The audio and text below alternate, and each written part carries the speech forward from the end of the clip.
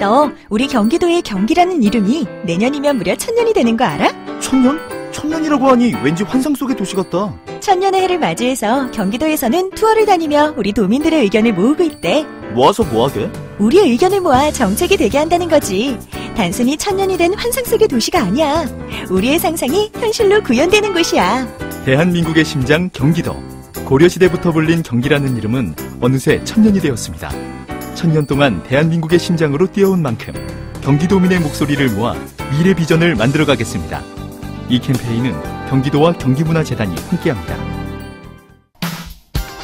더불어민주당의 이건희 차명계좌 태스크포스 팀이 어제 이건희 삼성전자 회장의 차명계좌에 대해서 전면적인 재수사를 촉구하고 나섰고, 당시 수사를 맡았던 조준웅 특검에 대해서도 조사가 이루어져야 한다고 주장했습니다. 네, 이 태스크포스 팀 소속 박용진 의원 연결합니다. 박 의원 안녕하세요. 예, 안녕하세요. 박용진입니다. 이게 박 의원이 처음 이 문제 제기한 게 벌써 몇 달 됐잖아요. 10월 16일 국정감사 처음 시작하는 날이었습니다. 그랬죠. 네. 그 후에 뭐 좀 새롭게 밝혀진 게 있습니까? 까면 깔수록 계속 이게 의혹이 계속 남았는데요. 예. 일단 말씀드리면 이건희 회장의 차명 계좌가 더 드러났죠. 추가로. 근데 이게 이제 국세청에서도 더 경찰 수사에서도 또 드러났고요. 예. 금융감독원의 전수조사 과정에서 또 확인된 거예요. 예. 그래서 금감원의 전수조사로는 그 2008년 조준웅 특검이 이야기한 1199개 계좌 플러스 32개가 네. 확인이 돼서 1229개가 됐고요. 예. 그 경찰에서는 몇 개인지는 모르는데 경찰이 처음에 한남동, 이거는 이제 최근 일입니다. 예. 한남동 자택을 인테리어업자가 그 무자료로 탈세 혐의로 고발이 돼서 예. 거기를 압수수색하는 과정에서 확인이 된 게 8개 계좌가 있는데요. 예. 그 계좌를 확인하다가 국세청까지 압수수색을 했거든요. 네. 그러다 보니 200개로 더 늘어났다라고 하는 게 이제 언론 보도예요. 저희도 예. 아직 확인은 따로 못했습니다만. 예. 그러니 일파만파 일은 계속되고 있는 거죠. 예. 그래서 지금 대략 몇 개 계좌에 얼마 정도입니까? 1229개로 아까 말씀을 드렸죠. 확인된 것만 말씀을 드리면. 예. 그리고 4조 5천억 원이라고 하는 규모에 대한 변동은 크지는 않습니다. 예. 예, 그 정도의 규모가 있고요. 예. 그러니까 2008년 조준웅 삼성특검이 이야기했었던 것을 기준으로 해서 말씀을 드리는 겁니다. 네. 그런데 경찰이 국세청을 압수수색했더니 200여 개, 이건 아직 이제 언론 보도지만 또 이것도 네. 추가일 수 있다 이런 거죠? 예, 이것도 당연히 추가가 돼야 되는데요. 예. 이제 2008년도에 확인됐던 그 차명 계좌의 돈이 그리로 간 건지, 예. 아니면 새로운 비자금이 조성된 건지를 수사해야 됩니다. 네. 다행히 네. 국세청이 이것과 관련해서 수사 고발을 해놨으니까요. 예. 수사가 곧 진행되리라고 보고요. 저희는 그래서 본이 2008년에 그 조준웅 특검을 했던 얘기가 다 엉터리다. 네. 이거 다 전면 수사해야 되겠다라고 주장을 하는 거죠. 그래서 이번에 검찰이 할 때 그 인테리어 업체를 통해서 자택에 대한 비자금 횡령 혹은 탈세 이 부분만 조사하지 말고 예. 2008년까지 연결되어 있다고도 볼 수 있으니까 전면적으로 재수사하라 이렇게 말씀을 하는 거죠. 많은 분들이 또 까먹으셨을 테니까 조준웅 특검 당시에 1199개 계좌 4조 5천억 정도 밝혀냈잖아요. 네. 그래가지고 그때 어떻게 한다고 그랬었죠? 삼성에서는 조준웅 특검이 4월 17일이에요. 4월 17일 날 수사 결과를 발표하고 3일 뒤에 네. 그것에 대해서 3가지 약속을 합니다. 첫 번째로는 이건희 회장의 이름으로 그렇게 안 하거든요. 1199개가. 그거를 예. 다 이건희 회장 명의로 실명전을 하고 예. 그리고 두 번째로 납부되지 않은 세금을 다 내고 예. 세 번째로 남은 돈은 개인적으로 쓰지 않고 가족을 위해서 쓰지 않고 사회에 좋은 데 쓰겠다라고 했었습니다. 예. 네, 근데 그 약속을 확인해 본 결과 다 지키지 않은 것이 돼서 이건희 회장이 실명 전환을 한 것이 아니고요. 자기 이름으로 바꾸고 밀린 세금이나 금융실명제 위반에 따른 과징금이나 이걸 낸 것이 아니고 예.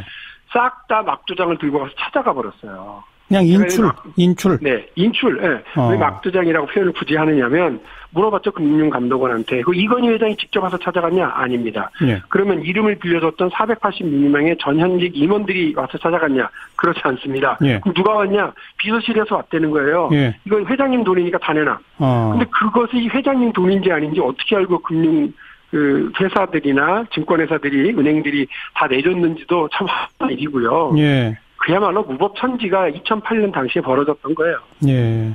어쨌든 그 당시에 차명으로 돼 있던 사람의 그 차명의 이름을 가진 도장을 파가지고 가서 그냥 인출했다. 예. 그런 거죠? 그랬습니다. 예. 그런데 그런 과정에서 원래 이게 금융실명법 5조에 따르면 네. 차명계좌, 남의 이름으로 돈 갖다 놓던 사람들 확인이 되면 예. 이자 및 배당 소득에 대한 차등과세. 그래서 99%를 다 전액 징수하거든요. 그렇죠. 그걸 하도록 돼 있었는데 한 군데도 그렇게 하질 않았고요. 예. 그리고 93년 이전에 개설된 계좌에 대해서는 과징금을 부과하게 되어 있는데 예. 안 했습니다. 그래서 지난번 국정감사 기간에 제가 그 부분을 물고 늘어져서 결국은 금융위원회가 저희가 잘못했습니다 하고 과세가 시작이 돼서 12월 12일부로는 그것에 대한 과세가 국세청이 하고 있어요. 예. 그런데 문제는 93년 이전에 개설됐던 27개죠, 이제. 이번에 금감원에서 확인했으니까. 원래는 20개라고 그랬는데, 예. 다 엉터리였던 거예요. 그래서 27개로 확인이 다시 된 거, 그것에 대해서 과징금을 걷어라 그랬더니, 그거는 죽어도 못 걷겠습니다. 그러고 있습니다. 요약하자면, 실명 전환이 아니라 전액 인출, 세금도 안 냈고, 사회 환원한 것도 없다, 이거죠? 그렇습니다. 그런데 지금 계속 문제 제기하니까 세금은 이제 좀 부과해 보겠다 이거고, 그죠? 느릿느릿 지금 시작을 했습니다. 과징금은 못 받는다는 거고.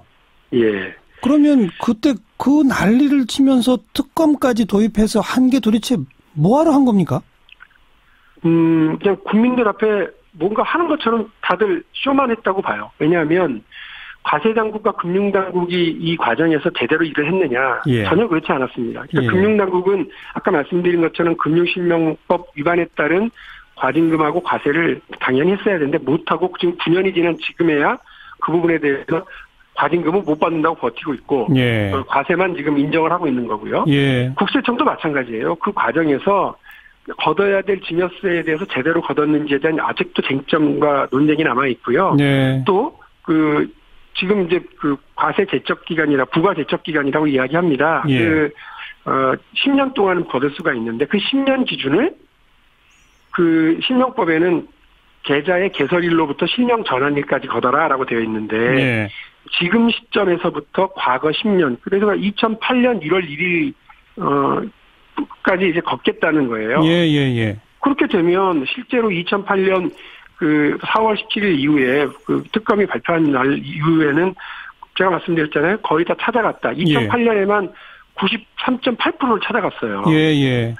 다 인출해버려가지고요. 그러니까 깡통 계좌에다가 깡통 과세를 하겠다고 하는 이 국세청의 이 놀라운 신공도 제가 볼 때는 비판받아야 돼요. 그러니까 불과 한 몇 개월 정도 돈이 있었던 그것만 과세하겠다 이런 얘기로군요. 네, 답답합니다. 국민들은 경제정의와 공정과세가 실현되고 있을 거라고 믿고 계시지만, 지난 9년 동안 모두가 그거를 속고 있었다고 저는 단언할 수 있습니다.